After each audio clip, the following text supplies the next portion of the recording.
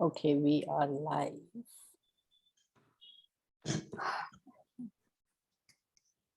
Hello, everybody. The journey of It's the Vagina Monologue seasons continues at She Stands Tall Project. And this morning at 11:30, as I had announced, we are creating this movement to create safe space, sacred space for this conversation around what does it mean to be a man in this world, right this moment, right now, and also the movement of masculinity, both personal, relational, transpersonal, and very as it is for the men who are here with us today, and over the last today is also the finale of our Vagina Monologues. We concluded today with our final piece in the evening at 6:30, and through this whole time we have been really exploring so many different topics about women's journey. What does it mean to be a woman in this body, and the autonomy of our body, the authority of our body. Who does my body belong to if not me?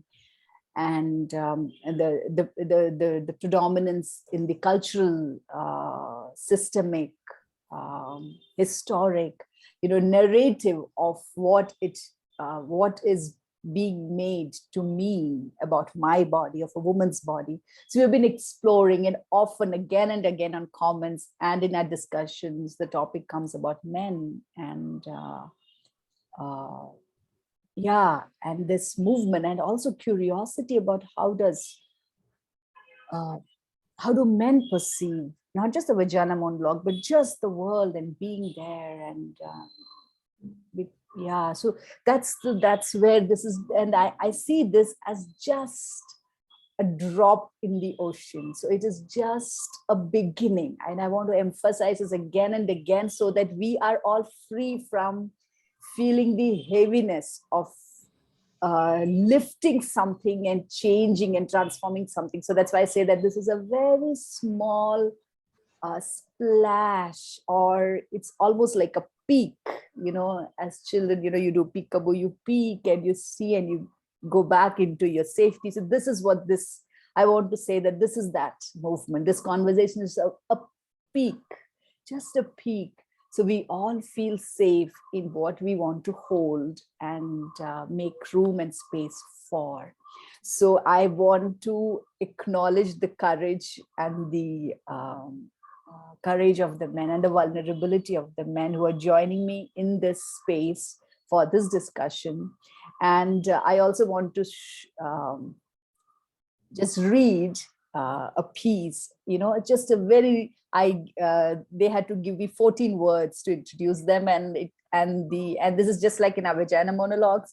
We didn't want to introduce each other based on our doing, but just something more vulnerable, more personal as to who we are. And so I'm going to call them in one at a time. Give me 1 minute. Okay. And I'm going to call it in the order that I know each of these men. So the first person I'm going to call in is Shiva. And Shiva is a father, a partner, a son-in-law, and a brother, a curator of experiences, inner and outer. He finds himself in certain moments and relationship in this journey of life. Yeah, thank you so much, Shiva. And if I may also say, Shiva is also the partner of one of my really close friends and our Vagina Monologue sister, Sunita. Yeah, and so thank you so much, Shiva. Thank you, Rekha, for having us. Yeah, and the next person I'm going to invite is Asim Siddiqui.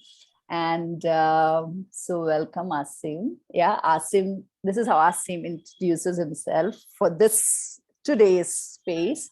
I'm an inquisitive person interested in life-affirming practices of love, care, and resistance. Welcome, Asim. Yeah. And Thank you, now, Rekha. yeah, you're most welcome. And now I want to invite maybe both of them together, because I came to know both of them together. They are Shivan Prem and Kalpesh More from Biradari. And I'm going to introduce each of them. So Shivan is nurturing an audacious, intimate, sacred, and conscious brotherhood and seeking belonging in his biradari. And we have Kalpesh here, and Kalpesh is a lover, mover, natural farmer, igniter, slow cooker, Epicurean, connector, daydreamer, wolf, melomaniac, and brother. Welcome, everyone. I feel so moved, yeah, just to be here and hold the space with you. Shall we just take a breather together, just a breath? Yeah, we are live, and just taking a moment together.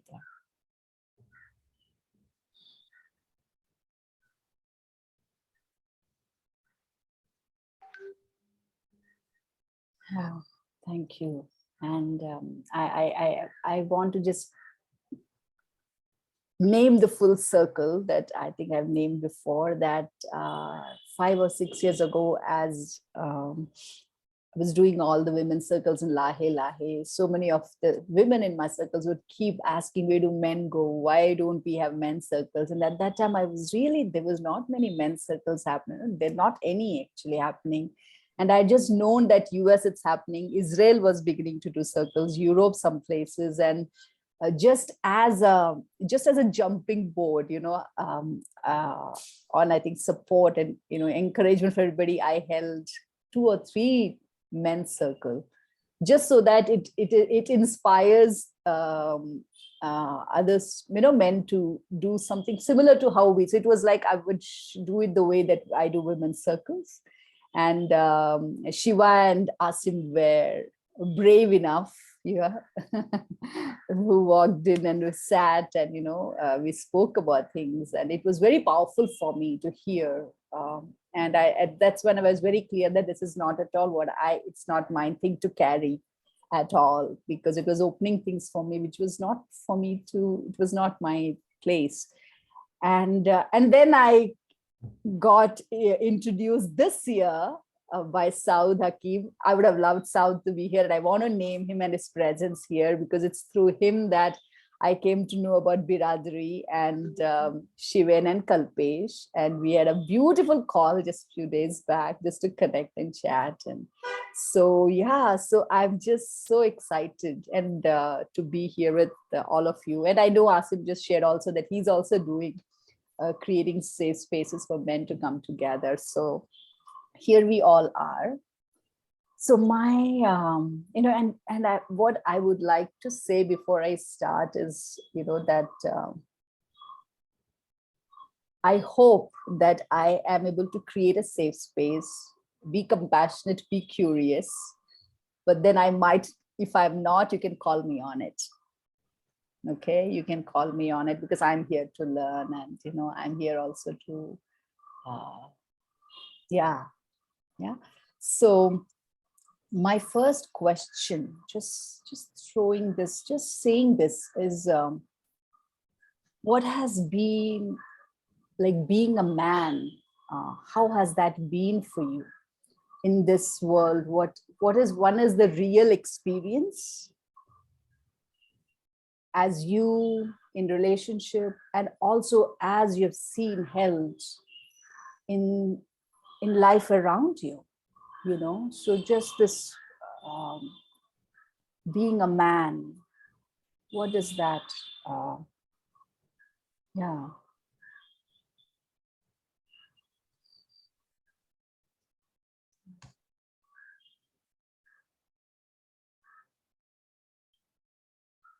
I can start maybe. Yeah, I think right from as a boy, there was no positive idea of what is to be a boy or a man. It was always not this, not that. So not crying, not sharing, not being vulnerable, not coming across as weak. Um, yeah, not coming across as to yeah, just saying your needs, or even thinking about your needs so much. It was more about, okay, this is what you shouldn't be, and then whatever is left, then you figure out yourself what is to be. So yeah, that has been a difficult journey to figure out from negation. Okay, um, yeah, that's okay. This is not what is to be a boy or a man. Then slowly figure out, and what gets left out is what you cannot be, actually takes away a lot from you as a person. So yeah. I want to give that, I just want to hold that sharing. Yeah. Thank you so much, Asif. Can I go next? Yes, Kalpesh. Thank you, Asim, for reminding me my childhood and an incident of from that, which literally just popped out when you were sharing about how you were said to, like, this is not you do, this is not you want, this is not how you do it. And it reminds me that my father, up until now, whenever there is like a very simple conversation happening in the house, especially a larger group or something, he used to introduce my childhood needs the way he would, like, the moment we used to take you out for a walk in the evening. What he used to tell me, that you used to sit in front of each shop, like literally just sit down there, because he wanted something from that shop. So it was like, if I'm passing through like a general store, so I would like want to have a candy, then next door would have been some, a lassi center, so I would just sit down there, I want to have lassi.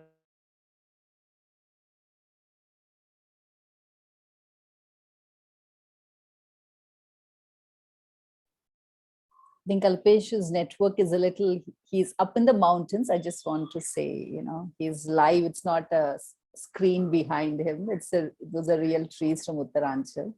So I think his network is, or is it? I try I try to kind of uh, I try to kind of come across as a person who has minimal needs.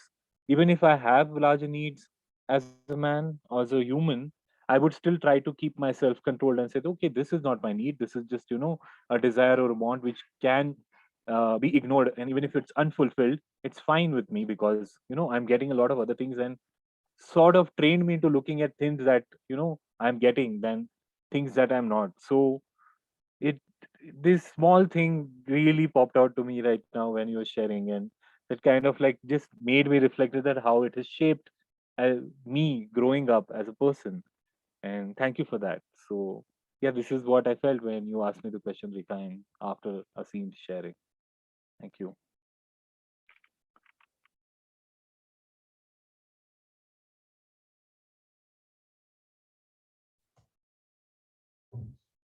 I'll go next.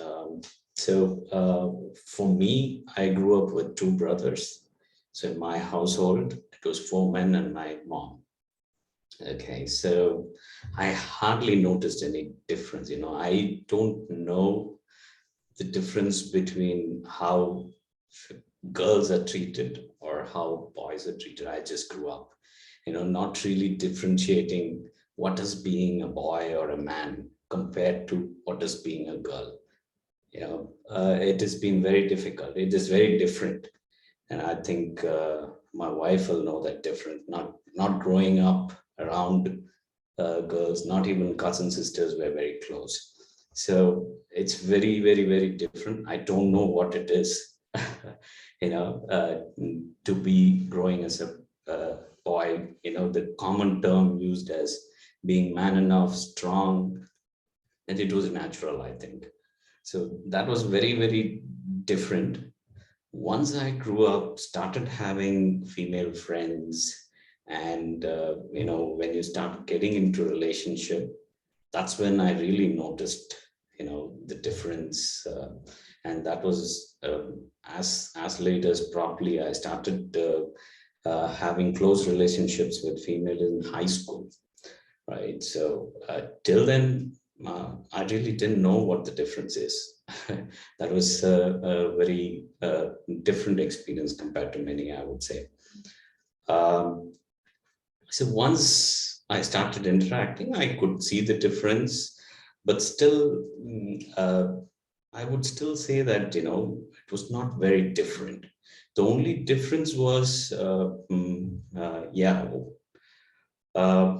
I didn't feel the freedom to show my emotions compared to how women or female friends were, able to express emotions. That's the only difference I noticed.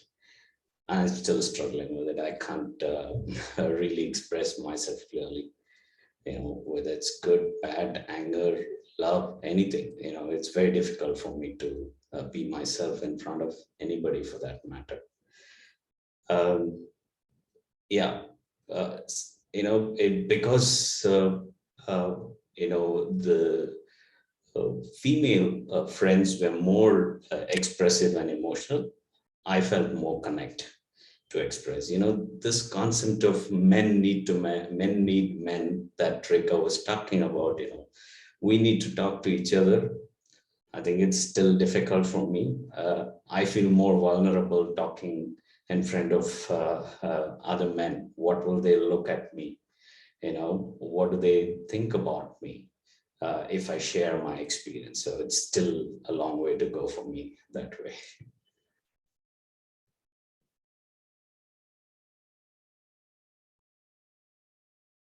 And I'm curious, but I'll ask it after Shiven has also shared. Yeah.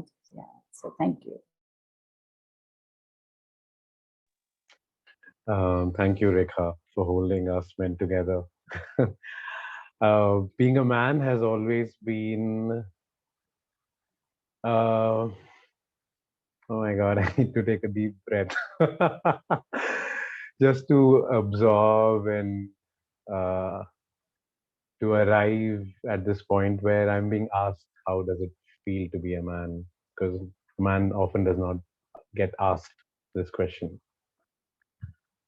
So being a man, it feels great to be held among other men, um, and by other men and a woman um, who's conscious of men's need to be held and supported and to come together and speak of their lives.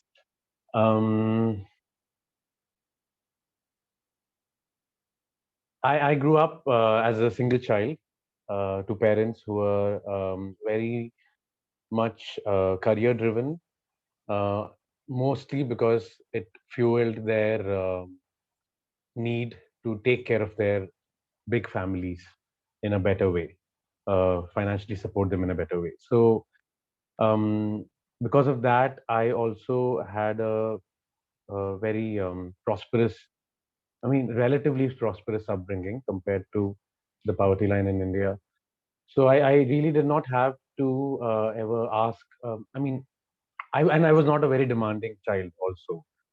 Because I kept feeling that, as a boy, I'm getting so much already, and my parents are doing so much. I should not be demanding. So, so I grew up not being told by my parents that this is how a boy should be or this is how a man should be. So I grew up getting in touch with my femininity very early on in my life. I feel very fortunate for that towards both my parents. But when you grow up, when I grew up, then I saw my cousins, and then I saw people around me, friends and classmates, and then I was not boy enough, I was not man enough, so I got bullied for that. I got bullied for being having a darker complexion in school, because I mostly did my schooling in places which had more fair-skinned people. And then I got bullied for not being muscular enough, not being man enough, lean and mean. the lean, mean machine that a man is expected to be. So these were the major reasons I got bullied for, and uh, I got bullied for someone who by people who perceived me to look feminine or speak or act feminine, which also included qualities of empathy, qualities of softness and gentleness, and all of that. So my journey has been trying to, I think, uh, only in the past 1 decade, I think since 2014, I have been able to accept myself for who I am completely and accept the gentleman that I am. Before that, before pre 2014, I was constantly trying to match up to the toughness, the the hardness that people associate with masculinity. So even right now, while I was looking at Shivamani talking, I had this very strong urge to, type in a comment to him on chat, complimenting him about his kurta, and I think I would not have been able to do this. I would not even had this. I would have not had this urge. I think pre 2014. I wouldn't be in touch with a need of mine to be able to communicate to another man about how good he's looking, or pay a compliment, be nice to another man, be gentle to another man. Yeah. So yes, that's the long answer. Thank you. Thank you so much, Shivain. Yeah, I'm just just giving all your answers a moment, and I heard almost all of you kind of speak about this in different ways. Like Asim said, as a boy, it was what not to be, what not is a man. So then what is never, is almost feels like unclear even to those who are saying this is not it. And the man enough, and I'm very curious about that. And even Shiva, you spoke about being in a household of 4, men, and your mom being, and you said there was nothing very strongly there that but at the same time, when you were with your female friends, when you realized that being vulnerable was not there. So I wonder about that. I'm curious about that. Like, what was modeled as in the 4, being 4 men, and how did that get internal? Where did you as a boy also know that, oh, this maybe it's not okay for me to be this way? And so I just want to also want you to maybe go a little bit more now, your own person, where you are. Because if I as a girl, I had a lot of boys and girls as friends in my childhood. I think not in this way, but this way I've done quite even as a child. I was that in my neighborhood. I would, know everybody, and and one of the things I did remember, this very distinct shift in some very close boys who were my friends, and really close. I was thinking about that even yesterday. From 4th grade to 5th grade, they were a different person. When they came, they were mean. Suddenly I lost my friend. And even this my closest friend, who was supposed to be in my class next year, and I was so excited that his name was Unni, like, he's going to be in my class, and things like that. And I remember the first day of my school, I was so excited, and I saw him standing with his other boys, and they laughed at me, and they kind of made fun of me, or girl, or so, I don't know what it was. I used to find that very immature even at that time. And he never stood up for me. He joined. I saw him this pause on his face to move towards me or whom, and he moved there. And he joined them. And I can still feel even now my sinking, my heart sank. I was shocked. I like, what happened? And I've seen this happen to my cousins, my very young cousins, because I'm the oldest cousin as a woman. So I've seen all of them from time they were young. And I saw this distinct shift when they shifted, and I would want to know what happened. this joyful, happy, and suddenly when I meet them in the summer vacation, they're serious. There's a sadness in their eyes. And it used to bother me for a long time. And I see that it hasn't changed. It hasn't shifted. So, so as I'm here saying this, I'm seeing from this other side of me, and and so I want to hear a little bit more about that. What is this for, I think for all of us listening to also know, what is this man enough that is being, spoken about, and also, how is it for you? I think Shivain talk about the bullying. When that happens, who do you go and talk to about it? Who tells you that it's not okay? Where does this move? So that's my next. I think I'll answer the first question about growing up as four men or four males in the household. I'm sure my mother had a tough time. She was the only lady. We don't understand her at all. It was very difficult. But she contributed, obviously, enough to the way I felt that I cannot share my emotions. There were always stories told to us as children, quotes from Mahabharata, Ramayana, where the men were strong, they sacrificed, they were powerful, you need to have these qualities. So these were taught. I think it was unconsciously taken, though I didn't see the notable difference between, a girl child, how they grew up, and a man, a boy child growing up. But I think this is through culture, through the past stories and the views that were, brought on us. Probably that's the reason I inculcated those, qualities, I would say.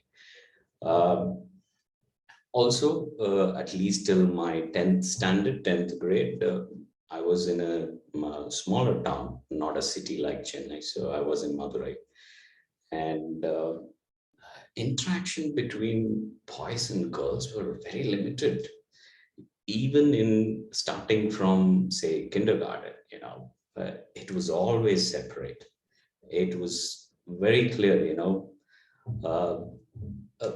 I know girls didn't want to mingle with boys. Boys didn't want to, or it was frowned upon, even from that small age. At least that's what I'm recollecting and feeling now. I don't know exactly what it was, but so I would say I hardly spoke to another girl until my 10th standard. Maybe towards the end, probably I spoke to a few girls in class. Otherwise, it was just me. But moving to the city in Chennai, things were better, more, and then I started having a lot of female friends, and I understood how it is, etc. So I think it's the culture that has been coming, that had the great impact rather than, individual upbringing.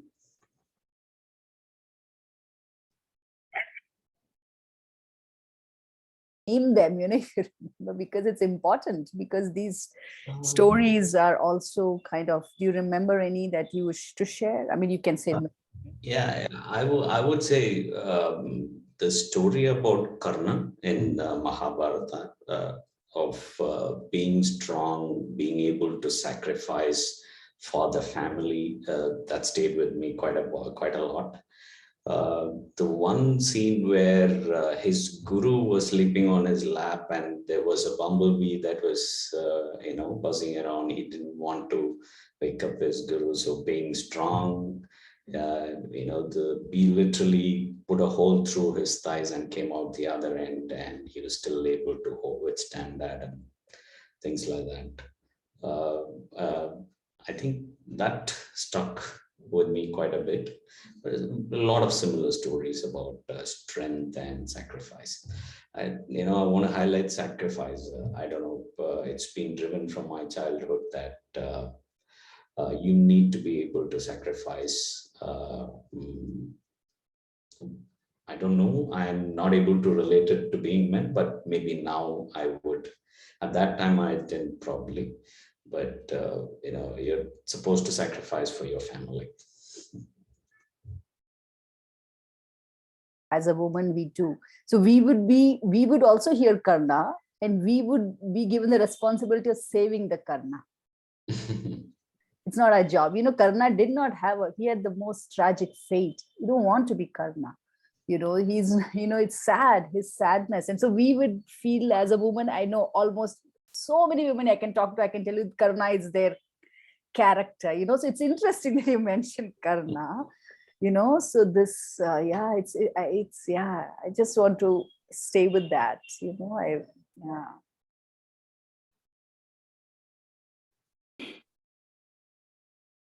Can I share? Great. Siva, I mean, I cannot believe that you chose to share the story of Karna, because when you mentioned about the stories or anecdotes which were shared in your life from mythology, in my head also the name that popped up was Karna.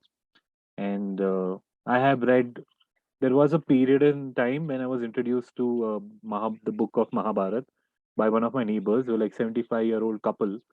So the auntie on a birthday, she gave me the book of Mahabharat, and I read it completely because it was like nicely written for children. I was a young boy. I think I must be 7, 8 year old, 8 or 9 year old maybe, enough to look at it as a story. And the only character which really kind of stuck with me was Karna. That how much he gave, and without asking for anything back, without expecting anything back.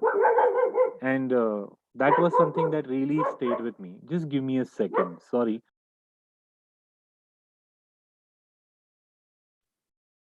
So sorry for that. But the thing is, at that moment, when you share about Karna, it was like, for me also, those stories of him cutting his own flesh out to fulfill his someone's hunger who asked for food, or try to bring that balance and everything. And all the things going back, he always was like. Then I went on to read a book which was only about him. So I was like, I am very fascinated with that guy, and somehow it did relate to me the way I was told that how you have to have minimal needs, and that would keep it much easier for you. So I have no any idea that how we both like really remembered that part of it. Coming back to your question, Rekha, there were a lot of things that I was thinking that how there were two parts in this like growing up. There are like these two spaces that I was part of. One was my family, and the other was the peers at school and other social peers outside. And both had like a very interesting impact about the question that you asked me, that how it shaped up, or like what just happened there, and like whether I was man enough or not or something. So up until a point in school, when you were like in the third or the fourth grade, there was like this space where you could just be present to your innocence, and in that innocence you're making friends with everyone. So it didn't matter whether it was a girl or a boy. You just were like happy to be in presence, or in company with your friends, and enjoy the time. And I don't know, at some point somewhere, being able to be present with everyone suddenly became like, you probably are not man. Like, there is a term which was very common when I grew up in school. They would call a guy who hung out with women a lot bailya. What bailya means is like, he's like, he just hangs out with women. He doesn't have like, he doesn't want to get into, I don't know, some sort of masculine activities of playing games or sports or anything. And if I'm spending more time with women, or my women girlfriends, it would be just termed at that. So that kind of like shaming or bullying came into like, shaping me into like, okay, I am not, I am not that person. I can be man enough. Like, I have the strength in my arms, and I can, like, hold my ground if someone confronts me in those spaces. And remember, that reminded me that how for the first time in my life I had like a uh, fight in school, and it was inside a bathroom. This guy who was, constantly pushing me and teasing me or bullying me, calling me names and everything. And then just to prove that I'm not, I had thrown punches at him and he threw punches at me, and then it escalated to a point. And I now, when I reflect upon to that incident, I realize that yeah, maybe at that moment, that need for me to assert the fact that I can also come into my strength was literally provoked in me to, to bring that element out, that no, man, I have to tell them that I can't, I'm not the kind of person who's just going to take punches from someone or just going to take this bullying. I have to stand up for myself. But we were not given any sort of support at home back when, if this kind of thing happened, it almost, I feel that I felt ashamed to share with my parents that this kind of a thing happened back in school. And if I can, find some support or some kind of comfort in just sharing, because after that incident, it really hurt me physically also. And somewhere in my heart, it did really hurt me that I had to do something like that, that I had to hurt someone else to prove my masculinity. And that really, really stayed with me. And that has, in many ways, shaped up my anger, how it's come to be now, or how I was present 2 years back to it. I'm working on it now. It's not that completely I'm control of it, but that is somewhere shaped me with the kind of person I am. So that is something that really got alive to me with your question. And the other thing was, I think, something that I shared to you like few days back, when we were like just having a conversation about how in that same time period, when I was 10, 11, how suddenly in family you would be very easily, uh, your presence was un, I don't know what is the word, but it's like, you could just be anywhere. You could be with all the, if there are all the women of the family doing some things in a room, you could very easily exist there without any problems to any of the family members, especially female family members. But then suddenly at a point at 10 and 11, I was like, those doors were shut, saying that okay, you can't enter here anymore. And that came as a shock, because there was no explanation to that, or there was no holding to that. It was just that okay, you can't now, that's it. And at the same time, I didn't find a space with the men of the family, who were also probably in some place in a group or in their own presence, where they accepted me, said okay, those doors are shut, maybe we can hold you, and maybe we'll share that why they are shut or what's going on, you know that it's been like this, like there is this. Then that created a lot of dissonance, because you can't be part of the adult males of the family, because they had their own thing going on, whatever it was. And you were not here also, so you were just left on your own to make uh, make make up whatever the situation was, and just say, just like, console yourself that okay, this is part of growing. Some doors are going to shut, but then I also feel that there was a deep need for some other doors to open, which didn't happen at that moment. you know now I'm like trying to probably think about it, or seeing that, or I have at least some understanding that okay, this happened, and that is why I was not able to grasp what was this transition, or what transition I found myself in. Yeah, so these are the two things I wanted to share after listening to your question, Rekha. Thank you. Yeah, uh, thank you so much, Kalpesh, for sharing that. And even last time when you shared, what what came to me, what I remembered was when I had, as part of my master's research, was in my matriarchy. I was telling you guys about, in the Nair community, I was interviewing those grandmothers in the old culture, and what many of them in the old Nair homes, the men's and the women's sides are very different. And they also would have a pond which also had a partition where women bathed and men bathed, and till they would, many of the grandmothers said, till the age of 13 or 14, the boys were on there with them. So boys grew up seeing women bathing naked, as their mothers and their aunts and the, body. So there was no shame. And then at some point they moved to the men's side, And now this, when you said that, I wonder how was that movement? I am curious to ask that. I never asked that question. That is very interesting to me. And something else was there. I lost that, what I had to share, but when it comes up, I'll share. But, as you share that, that's what came to my mind also, yeah, so thank you.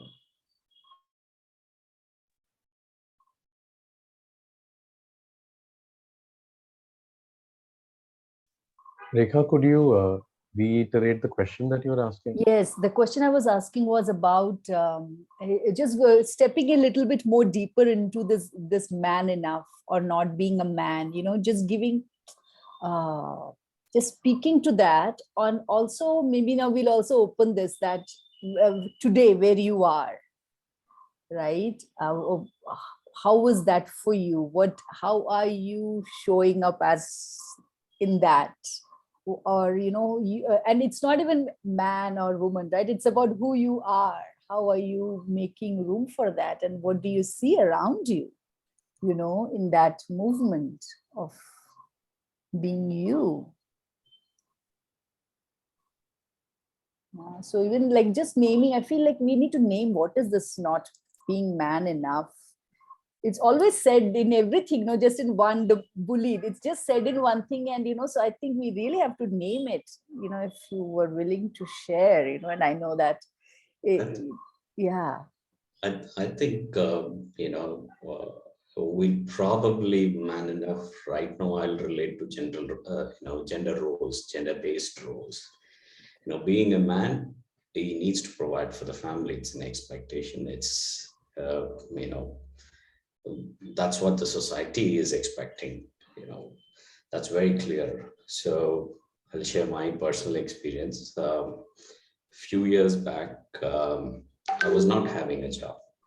I was probably working for 12, 13 years in a company, and things didn't work out well. Suddenly there were,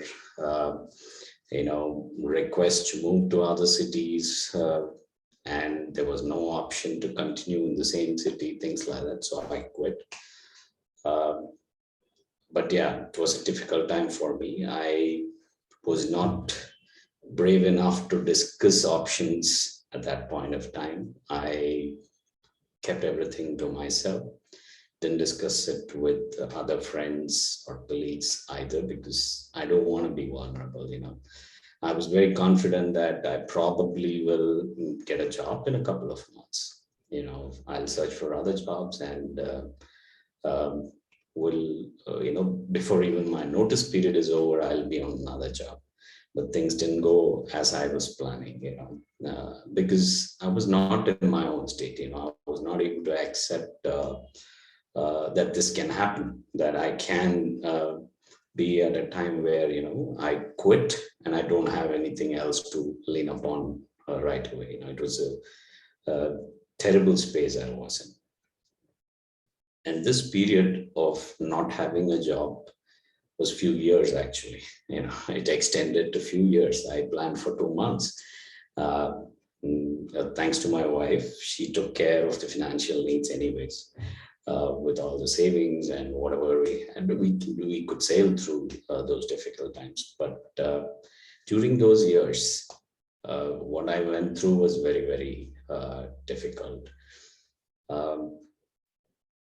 I felt shame, a lot of guilt that, I'm not providing for the family. Okay. But it's not that I did not contribute to the family. I was taking care of the entire house, including cooking, cleaning, taking care of my daughter, everything actually, but it was never enough for me, that time I was thinking, if it was a female, nobody is going to look down upon the role she was playing at that time. But I was doing this. I never opened up with any of my friends that I'm not having a job. I cut off my friends for that period of time. Actually, it was very difficult for me. yeah, I had to work upon myself. I went through depression. I was projecting my anger on anybody who's talking and having a conversation, you know. Yeah, I clearly remember, normal interactions with my in-laws. Uh, I was viewing them as, being taunted. While that was not the intention, I don't know, at least it may be also, but yeah, it was a difficult time. So when we were talking, it was more about the clear definition the society has that man has to work and provide for the family, while my wife didn't have any problem actually, though she would be happy obviously for, if both of us are earning and running the family. That's a different story, but she understood very well. She didn't have a problem. But I was not okay with myself. And I was not ready to share this with the world. It's very tough. And probably this is the first time I'm openly sharing that I had a period where I was literally not having any job, and that was long, a few years. That's what comes to my mind, being man enough. It's that I felt. Yeah. Thank you so much, Shiva, for for sharing that. Yeah, and I want to just give it just to allow space for all of us. I think to just hold that, because I'm sure you all might also seen or experienced also that. And I think while you are shamed for not working, I would be shamed for working and not really taking care of my home and, husband and, things like that. It's, it's, or even like I see even now in my life, I'm not in a relationship right now. So I have my own movements, and I'm always thought that everything I do is not relevant enough, that I can show up for anybody when they need, including not just my parents, but even extended relatives. Because I'm not married and not a wife and I have children to care for, what I do is not big enough. You can come if someone is having a, family is having a child, or, it's like, you are free, you can come and help us. I'm like, no, I can't, so this taken for granted, like, oh, sometimes my dad would also say that. I said, no, Papa, it's like, would you say that to your son? Like if he was working, to drop everything and come and be with us, but so there is, so when one side has shamed this way, the other is shamed in the, it's very interesting, these expectations and these stereotypes of gender that get tied into who we are, the pressure. I'm sure Sunita goes through a similar thing, Yeah. Not cooking and taking care of the child. Yeah. The way they used to, the parents, relatives, Right. whatever it is, are viewing, and probably how other women who are, basically homemakers, they've decided not to have a career. That's a choice, definitely. But the way they look at it is definitely looked down upon. I think I'm sure all working women go through this some way or other. We kind of spoke about this yesterday on our monologue, and that if a man is even an inch kind, women would be, oh, he's so kind, you have to now be there for him. So we would I asked this, why do we expect so little of our men? That if they are even a little kind, a little human, it's like the world. And here as women, it's not expected. You are expected to like die and then you are great. But even a little kindness, oh, you have to do it. You let your mom come and stay. I hear these things. he allowed your mom to come and visit and stay with you. Such a nice man. I'm like, I mean, it's a human being.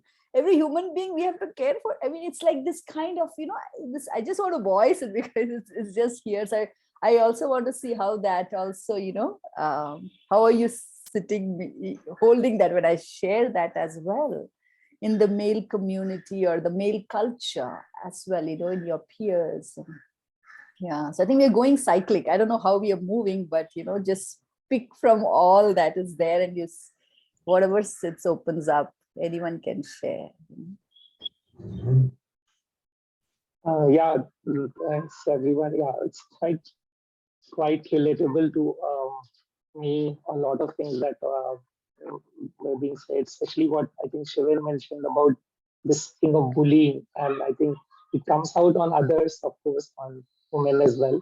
But there is that eternal kind of culture of bullying. So I also grew up in a small town, in a small state, Chhattisgarh. Then I went to Delhi and Bangalore suddenly at 17.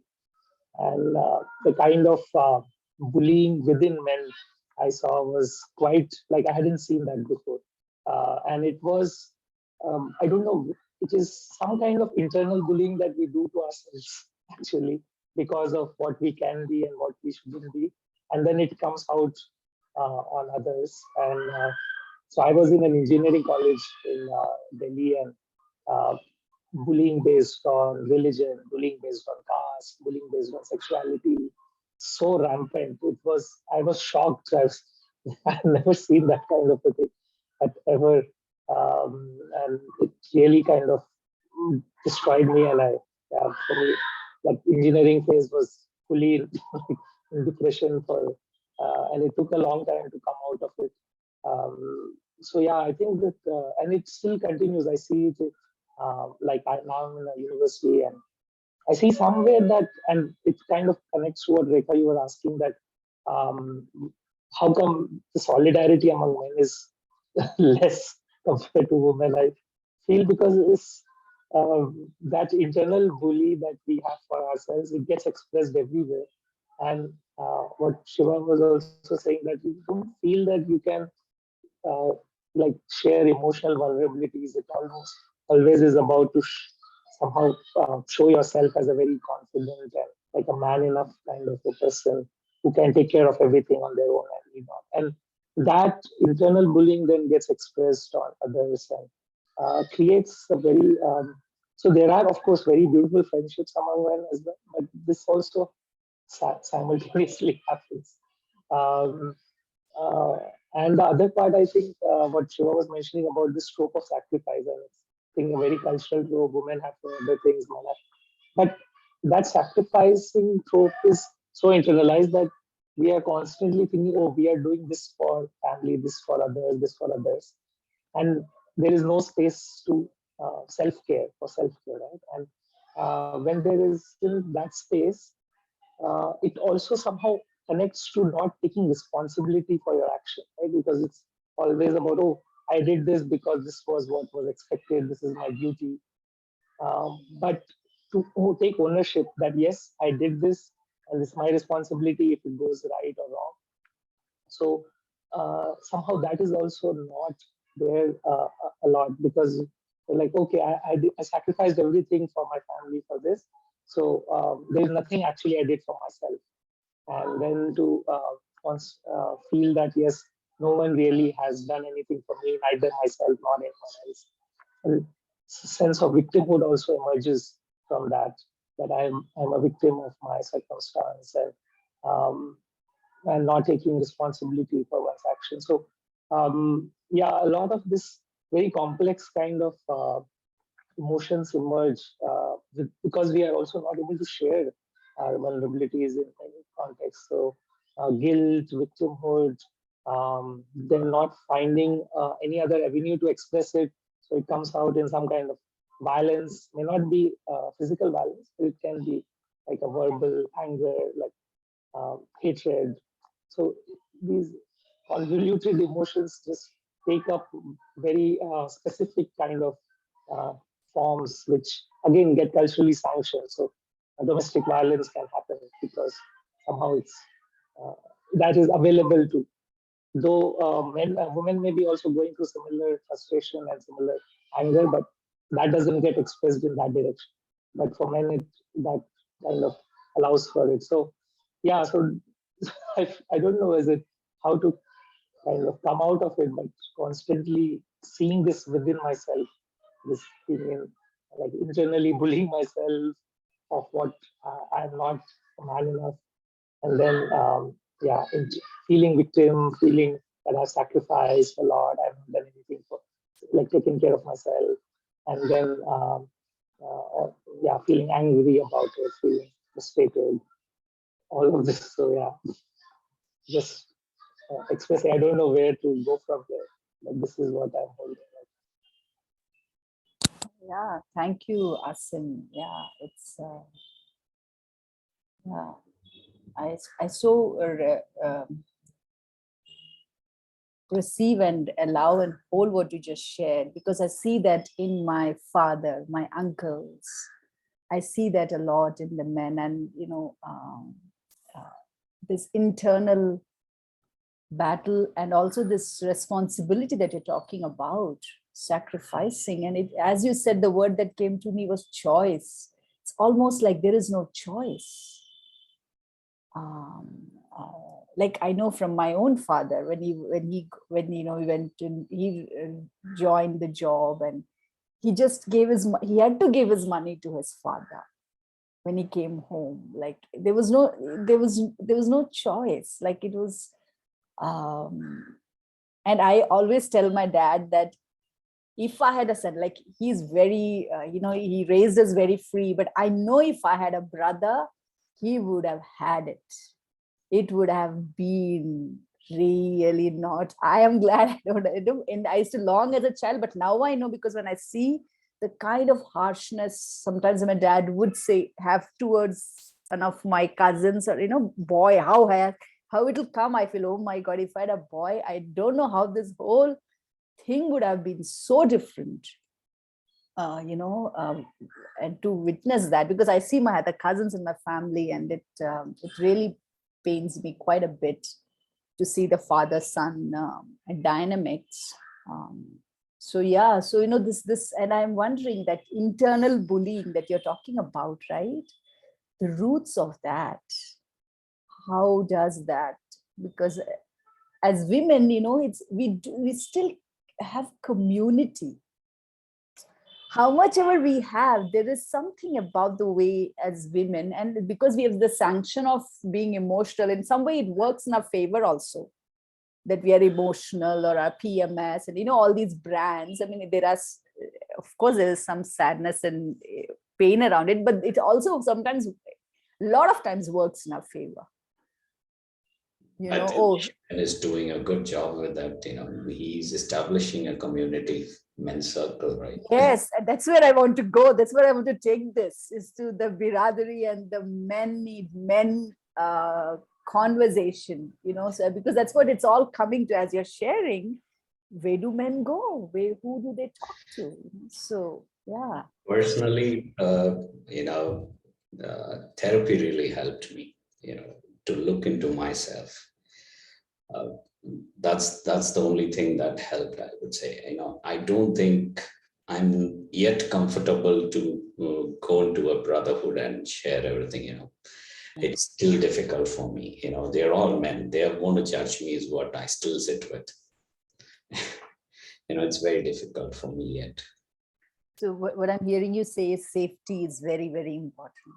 Yeah, of course. Right. So I mean, and we know today this is, safety is utmost important. And what I'm learning also is safety is in the nervous system. It's not something we can cognitively create. And safety is not about not being afraid or not being unsafe, but safety is about connection. Yeah. Connection creates safety. So what does that mean? And there's a whole, face, sound, sight, all these create safety, and then we are able to connect. So our face plays so there's a Dr. Basil van der, he always says that we wear our heart on our face. And we don't even know what's how we are creating unsafety if we are not real, we're not true. So yeah, so I want maybe, and I want to acknowledge what Shiva said about I still don't feel comfortable going to a brotherhood, because I know so many men. Now the men who are invited were absolutely amazing men that I know in my life. They were very hesitant to come on this conversation as well. So yeah, so I want to hear from the Kalpesh, Shiven, and Asim also about this, because all three of you are kind of also creating those spaces and exploring. So yeah. Shiv, you want to go? Please, please. Thanks.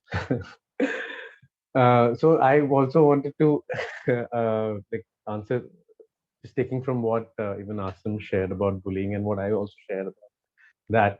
I feel that also a man or a boy being bullied cannot be seen as an isolated incident, because in my case, the reason I could not stand up for myself, the reason I could not go to my parents soon enough when the bullying had started, the reason a very close friend of mine, like the only close friend of mine that I remember from my Bangalore schooling days.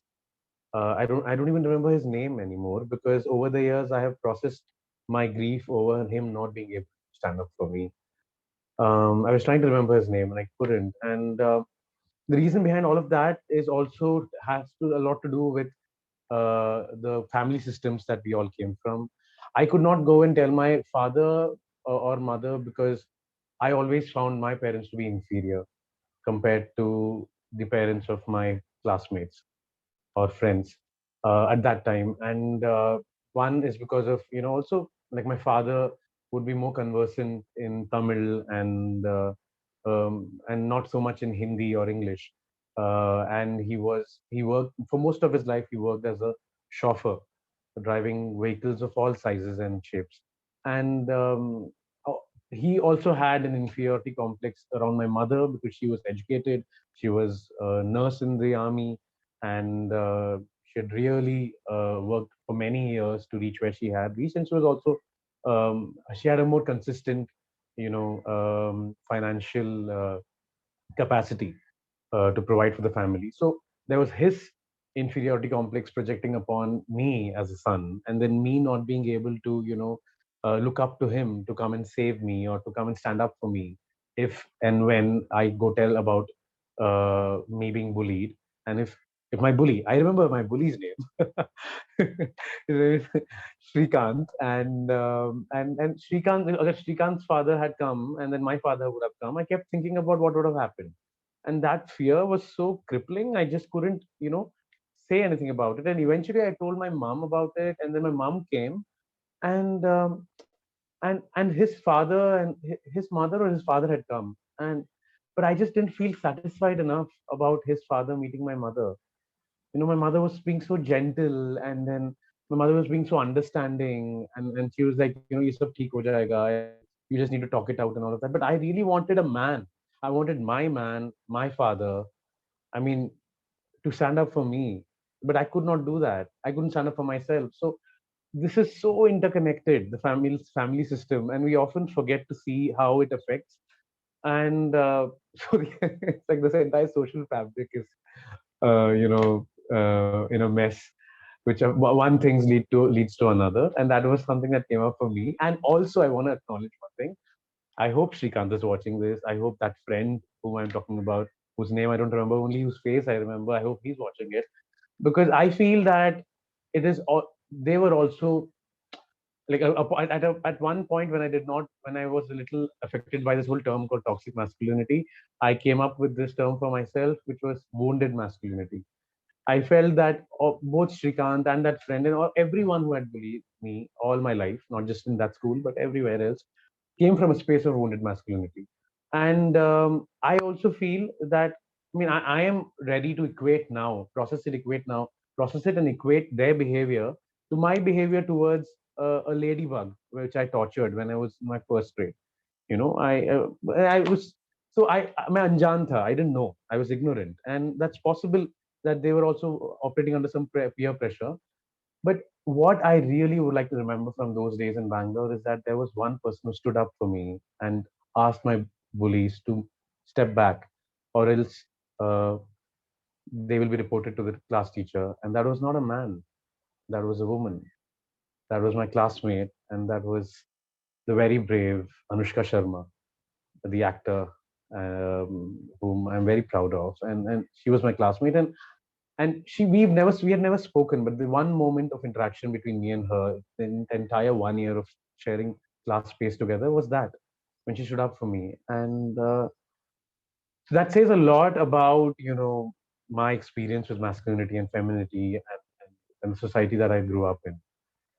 So I'm really wanting to work and working with Kalpesh. We've been in action since 3 years, but we've been consistently holding men's circles every week for almost a year now. So that is something that I intend to work on. How can we teach ourselves and our brothers, our fathers, our our nephews, the boys and men in our life, to stand up for themselves and ask other men to stand up for them, and learn from the women who have stood up for them in the past. I feel that's a huge life skill that most of us don't have, and that is something that we need to work on. Yeah.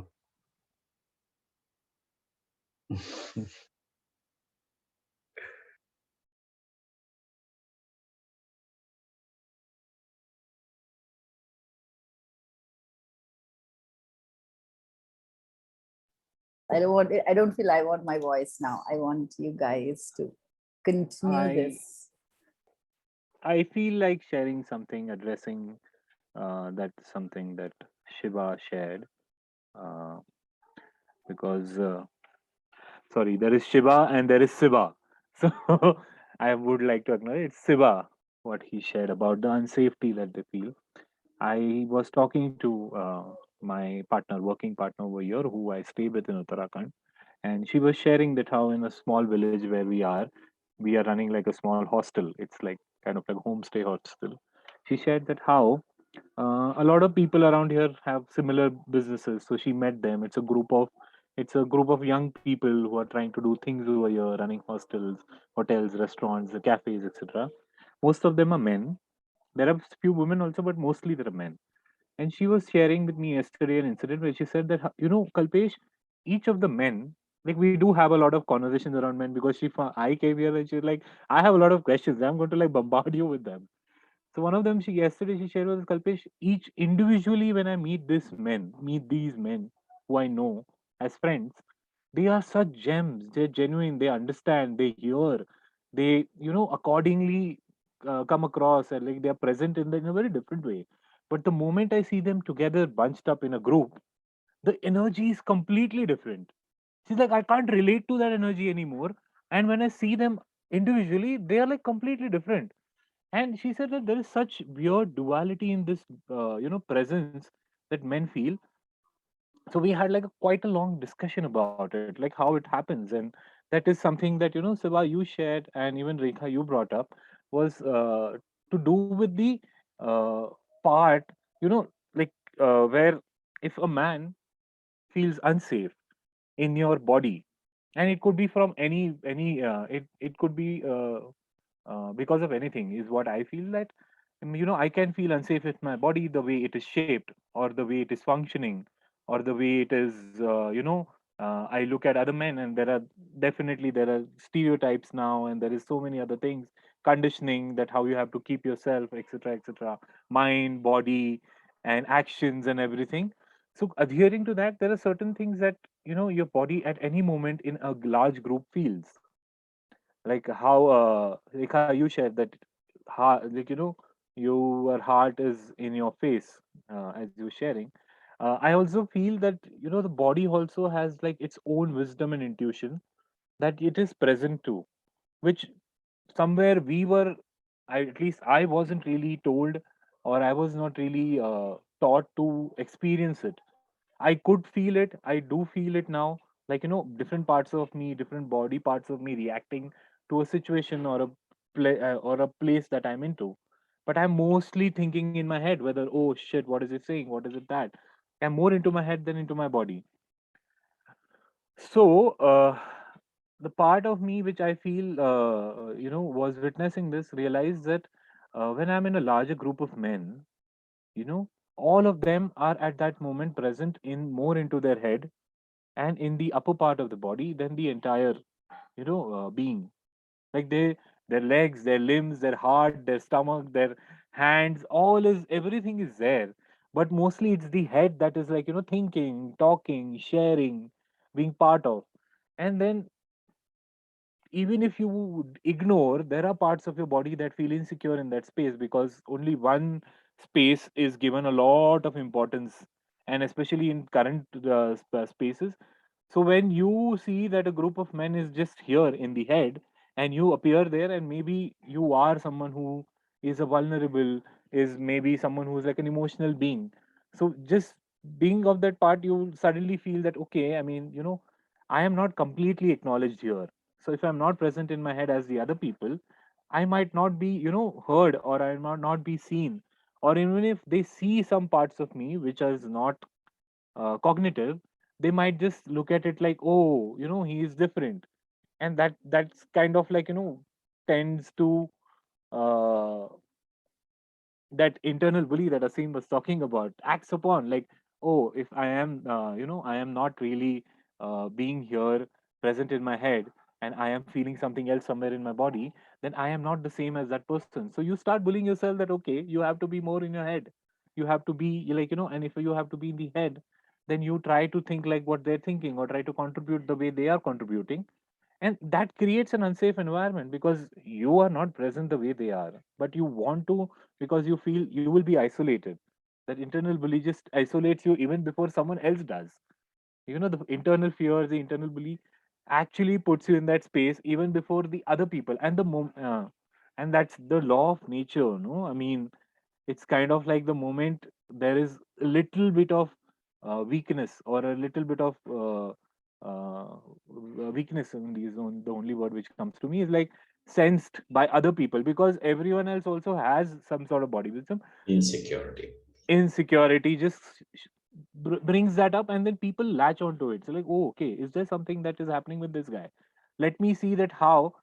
Then this, it is a natural instinct of you being a person, as a man, being an alpha male, or like, being the dominant energy in the space. And I see that in groups of women also. Sometimes I'm not denying that maybe there is a little bit of more emotional holding there, but that's my personal view. You can definitely tell me if it's wrong. But immediately there is like, some part of your wisdom would like, okay, now I see this. Like either I can, then that choice comes in, whether you approach it with emotional, you approach it with empathy, you approach it with compassion, or you approach it with your masculine energy, where you like try to take the hold, or like, just take hold of the situation. And that really creates unsafety. And then that's why I feel, Siva, that it's absolutely like I could hear you when you said that, for me to be part of a sharing circle of men, it's very difficult because my insecurity or my vulnerability, I don't know how it will be perceived, or how it will be received, and how it will be judged, etc. Like all those adjectives come in. And Biradri, that is one thing that we try to, bring in that element whenever we have a circle. The first thing, bringing South again, because South, like, recently had spoken to me about the values of Biradri. And one of the things that I always share before we start a circle is that no matter what you feel, no matter how you feel, no matter what is going on for you, and even if it's like the world is going on through it and you're a part of that world, I would still want you to emphasize on the fact that how you speak from the space of I. Like you bring yourself into that you bring your experience here. You don't bring a generalized experience of 10 men that you were part of. It could be probably you were part of a mob of 100 people who did something, and that is a feeling that you're left with, but you still tell that what you felt being part of that mob, being doing what you did. So that element really brings in a lot of vulnerability for a lot of men, because when you're talking about I, it's a very different thing when you're like, talking about a mob group of people, because in a group of people, some parts of your insecurity, some like, weaknesses of your could be hidden. But when you are just talking about you, everything is just out there on the table. And that really helps a lot of men to witness themselves much clearly while sharing or while, even talking to people. And that is something that I feel I really want to encourage anyone and everyone who comes to our circle to like uh, inculcate that in regular dialogue, not just in that 1 hour or 2 hours of a Thursday where you're sharing or where you're being just vulnerable, but like, slowly and steadily bring that vulnerability in every space that you're part of, which maybe initially it might be scary. Initially it might be like really, but maybe you do it just for a minute in a day somewhere outside the circle, but that is enough for you to take a small step towards, just being present to all your parts, uh, as they show up in any situation or any space that you're part of, rather than just, being uh, trying to be in only one space of your body, which is more or less appreciated in the current societal system, if I would say. Yeah, so this was something that I really wanted to share, and this I hope that, it kind of answers what you asked, Rekha. Maybe, I don't know, but it really came up to me that time.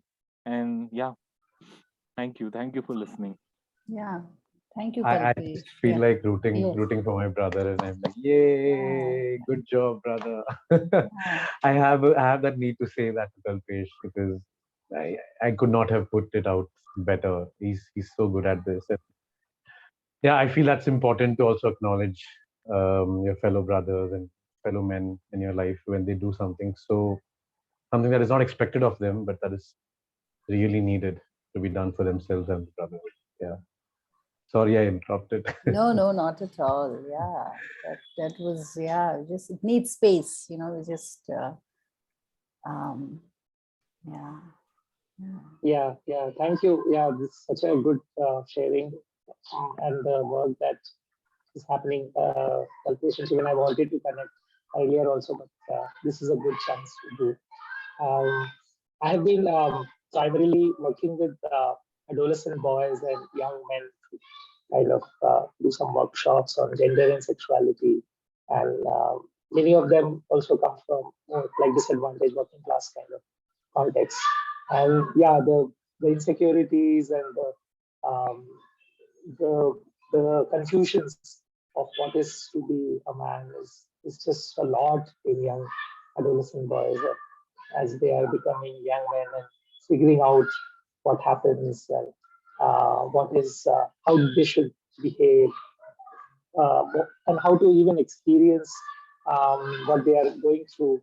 There is hardly any space. So as soon as I bring about these things, a lot of it is met with laughter and giggle and uncomfort and discomfort. And it takes a lot of time to kind of uh, make that safe space where you feel that yes, it's okay to actually share your vulnerabilities and emotions. And even in, yeah, I'm a teacher in a college now. So many young boys and men come and it's of course there is the like in any other college there is a prevention of sexual harassment committee and it comes across as a very like a legal punitive thing of what men end up harming women many times but to have a space where this kind of a more open-ended conversations, which is not only from a legal punitive thing that is hardly present.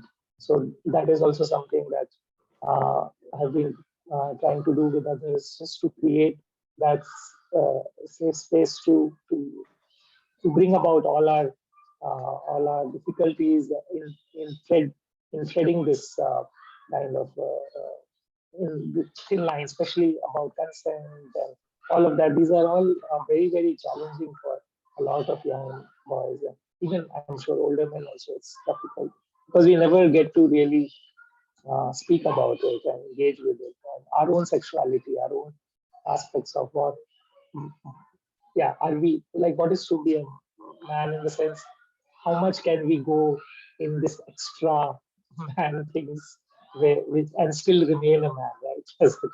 So yeah, it's quite a important area, but I feel that there is a lot more needs to be done, and I'm also still kind of exploring and figuring out. So it would be nice to learn from all of you.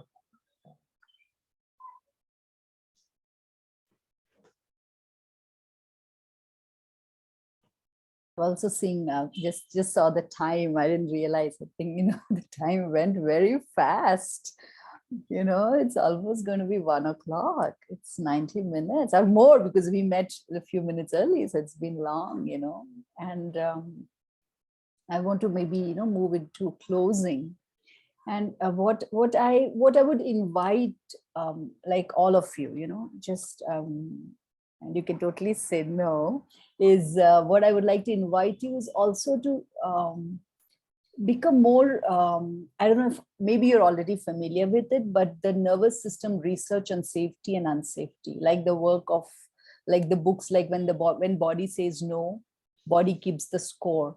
The reason I'm saying that is feeling unsafe is not a voluntary movement. It's an autonomic movement. That's what I was meaning when I say when you wear, it's an autonomic movement in the nervous system. So it's not somebody's choosing to be in the head or somebody's choosing to feel unsafe or to even feel safe. So, that movement is a very autonomic. It is based on our trauma impressions in the body. It takes over. So so actually we don't have access to head. We don't have access to our thinking brain. We do not have in that moment because a limbic system, and the brainstem, the limbic, the emotional brain is what takes over. Our cognition, which can make sense, which can rationalize, which can inhibit, like, that to not harm, to not do, even that is all in this top part of the brain, which when the trauma or unsafety is activated, we do not have access to it. And we can only get back access to for a person is when you have to that person to feel connection. So the top part of the brain, today research, we know in research, the top part of the brain only comes alive when there is connection. If there is no connection and safety, we cannot think. We cannot make meaning. We cannot even say, oh, none of that works in that moment because actually your body takes over. We get the feeling of being in the head, but we are really not in the head. It's an autonomic taking over that we don't have choice in that moment also. And I feel like, Asim, when you mentioned about the punitive law system, even in these moments of violence, I'm even talking about towards women and things like that. I think this trauma, there has to be consequences, but I also feel there also has to be this movement of trauma and seeing what happened to you in your childhood. I think that question cannot be put under the carpet anymore. Doesn't matter who the person is or rapist or anybody. I think this movement has to be, because I feel, and since we are all, like how Shivan said, it's systemic. We are all part of the system that is influencing each other. So I feel like for you as change leaders and thought leaders to really know this nervous system, because I feel there's a lot of trauma, in the male nervous system, which literally doesn't have room, because all you're talking about is, when I don't have anybody to speak to, is unsafety from a very, very early age. So the trauma, so that work, not in therapy, but also with male bodies, is where in relational spaces is where it needs to find safety. I don't know if it's making sense what I'm saying, but like for me, like from where I am, when I look at Putin, I'm not seeing that man.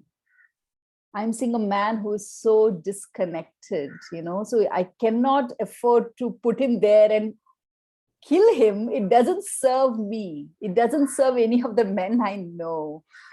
I have to find compassion. Even when I see him, I'm like wondering what happened to this person that he feels that he has to kill all these people.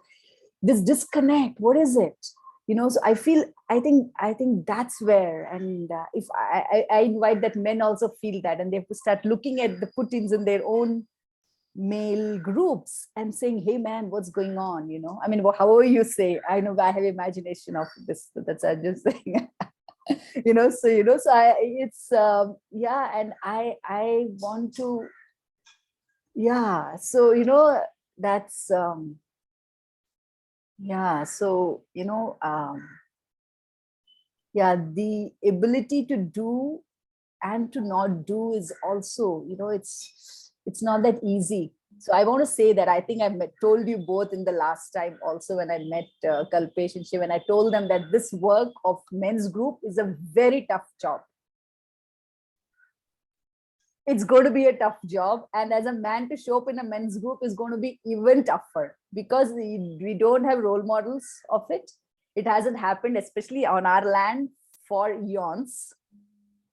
So it's a tough job. It's literally like this huge mountain to push it. And I want to acknowledge that. Yeah, I want to acknowledge how difficult it is. So even any man who is choosing to make that step, it's a huge step. It is, you might be able to climb an Everest mountain, but this step might be even bigger than that. It might feel even more difficult than that. And that's why I think men go and climb Everest and all these things, there is this desire, but this small movement to meet my next one feels very, very challenging. And I want to kind of call in and emphasize how difficult of a job this is also, but I feel it is the most needed movement on this planet. It's really so needed, so needed. Yeah, it's like, and I want to acknowledge all of 4 of you for this step that you are here with me on this call, and for those who are listening. And I hope you would be more open to having more calls. I'm going to invite few more, maybe when they watch now, they'll feel like, oh, this is not such a threatening space after all. And yeah, so maybe as our closing, I just want to see, how what are you sitting with? And I mean, that's where we will close for our, togetherness. I will share. So as you had mentioned, yes, it is quite a daunting, challenging, and difficult task to do what we are doing, what we are all doing in our own capacity, Yeah. and what all of us men are doing. But I would like to speak for myself and what I understand as Kalpesh's experience has been with Biradri, is that it has gotten easier and much more doable, and the journey has gotten hopeful with more and more men joining us. Not just being there in the circle, sharing whatever they have to share, but also listening and holding everyone, co-holding that space.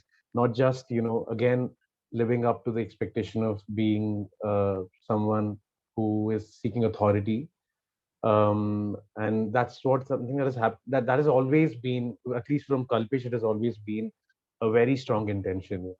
It keeps reminding me that you don't need to hold the circle, you just need to let everyone else hold the circle as well along with you, with the brotherhood. And that is really manifested in many of our brothers stepping in to the circle, stepping in to show up and stand up for themselves and the brotherhood.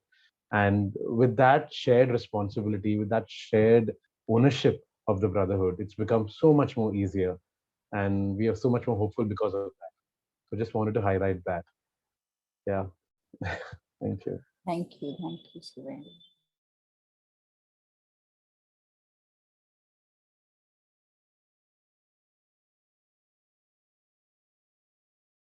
So I'll just let you know what I'm sitting with. I think I've become more confident that I can be part of a men's circle. Thank you for all the efforts. Yeah, if I can share something here on a live, why not in a men's circle is what I'm sitting with. Yeah, there are a lot of things that I can share. mm, there are a lot of things that I want to now, in fact. Uh, the difficulty of work-life balance, priorities, family versus work, providing, satisfying the different roles as father, son, son-in-law, etc. Hey, it's too much, definitely, and definitely I would like help too. Blessed be. Blessed be. Thank you, Shiva.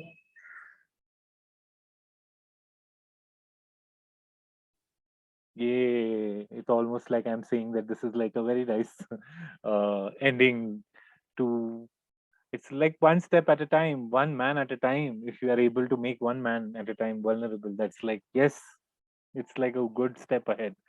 And thank you, Rekha. There's just so much gratitude right now that I hold for you to get in touch with us, to create this space, and to, make us meet and have a conversation so openly about it. And you started with an intention right at the start that I hope I'm able to provide the safety for you guys to, like, speak about it.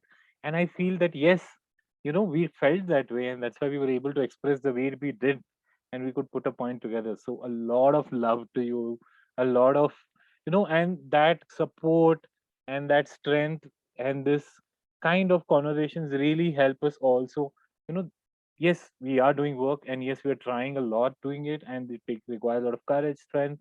But this kind of appreciation, this kind of spaces, when we come together and talk, it gives a lot of, kind of like, it propels you into doing it more strongly, and we need that support. Like, it's like in this whole spiritual angle, if you go to see, masculinity is nothing without, feminine energy being present at the same time. It's like complementing each other in different ways. As you said at the start, where there is a rock and there is a mountain, then femininity is like a river that flows. So the mountains will not be nourished if there is no river flowing through it. So thanks a lot for doing this. Thanks a lot for, like, helping us come together and nourish the space the way you did. Thank you.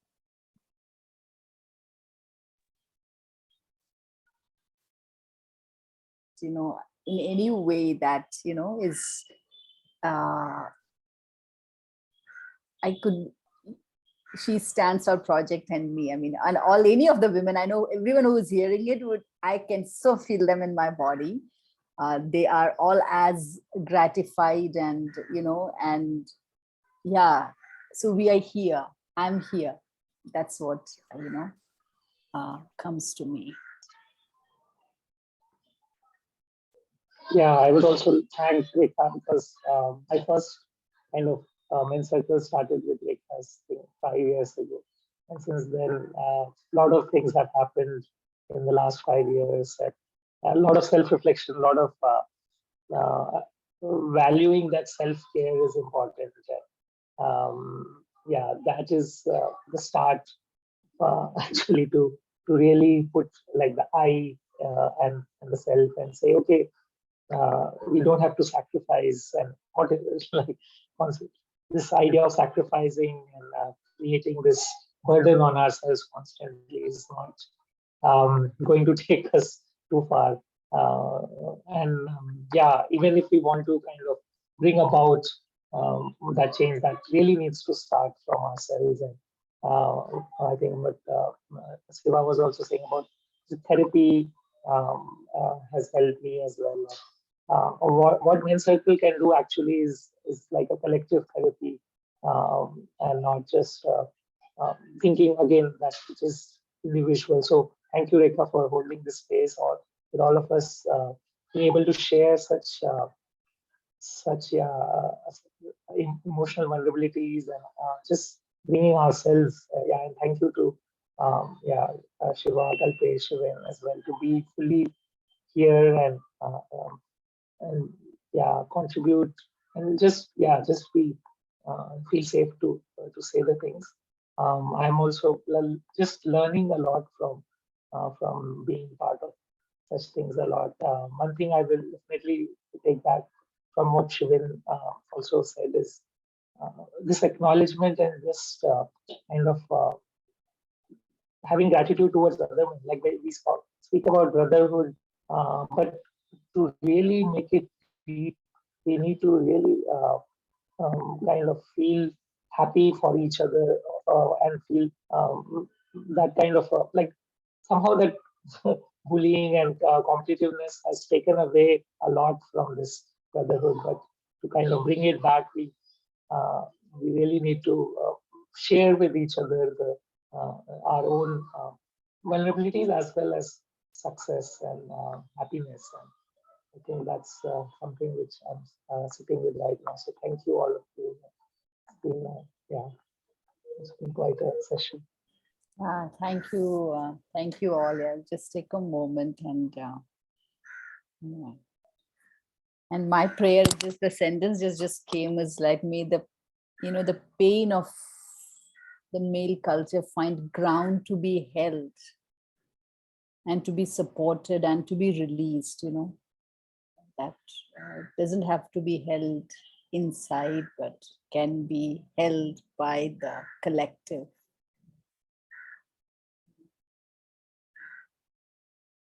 And may more and more men seek men's group and start creating, and very soon may you both start training, or you whatever you do to create more and more men's group across all over. Yeah. And so that's such a, and I mean, I know from all my sisters, I can say on all of their behalf that there's like so much blessings. Yeah, so happy to see this work. Yeah. So yeah, so thank you. So just be there. I'm just going to stop the live.